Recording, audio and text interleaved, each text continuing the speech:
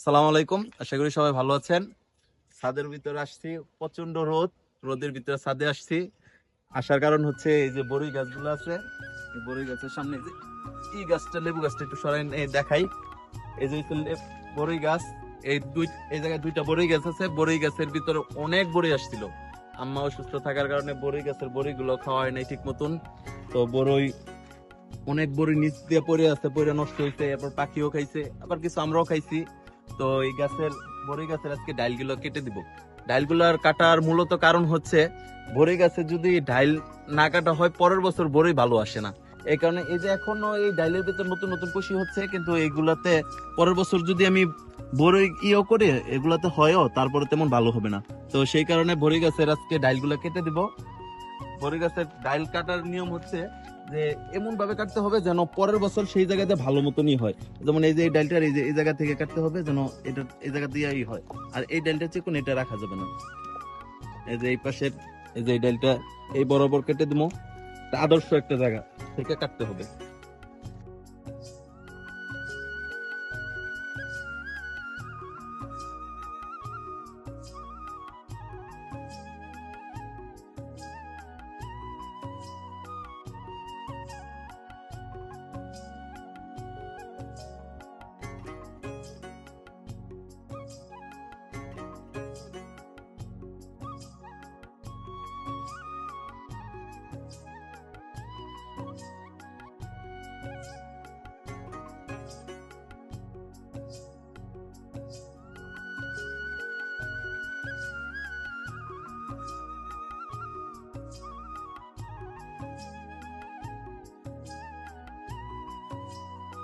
আর same এইভাবে এই যে এই গাছটাই করব।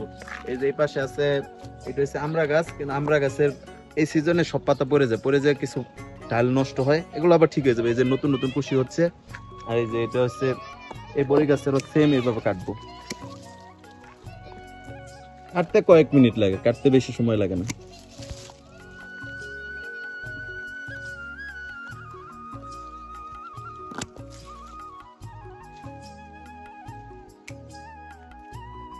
যে সবগুলা কাটতেছি, ই করে না, পরে করবো।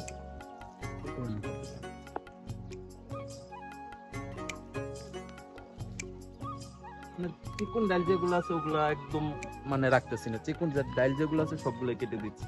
তো মোটা গুলা একটা আদর্শ জায়গা থেকে মানে কাটতে হয়। এটা মানে করতে করতে একটা একজনের অভিজ্ঞতা হয়ে যায় আর কি।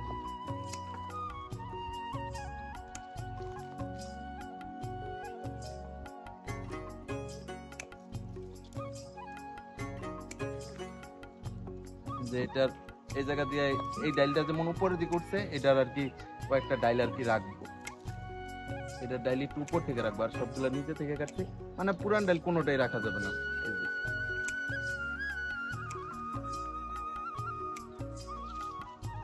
এই যে একটা, এই জায়গাটা মানে গাছের জন্য মোটামুটি আদর্শ একটা জায়গা, এই কারণে এই জায়গা থেকে কেটে দিচ্ছি। আর এটার এই জায়গা থেকে কেটে দিব, এটা আর বেশি করবো না।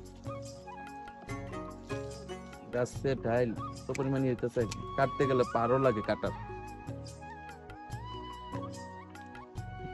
এত শক্ত গাছের ডাইলটা। মোটামুটি গাছের ডাইলগুলা কাটা হয়ে গেছে।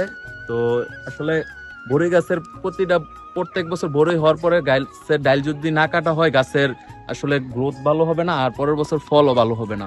তো গাছের যদি, বড়ই গাছের যদি ফল ভালো পেতে চাই কেউ, তাহলে বড়ই গাছের আপনার পুরান ডাইলগুলো কেটে দিতে হবে, নতুন ডাইল থেকে ভালো ভালো বড়ই আসবে। তাহলে বেশি বড়ই হবে আর ফলন ভালো হবে। তো সবাই ভালো থাকবেন, আসসালামু আলাইকুম। আর সামনে রোজা, সবাই রোজা রাখবেন আর 5 ওয়াক্ত নামাজ পড়বেন। আসসালামু আলাইকুম।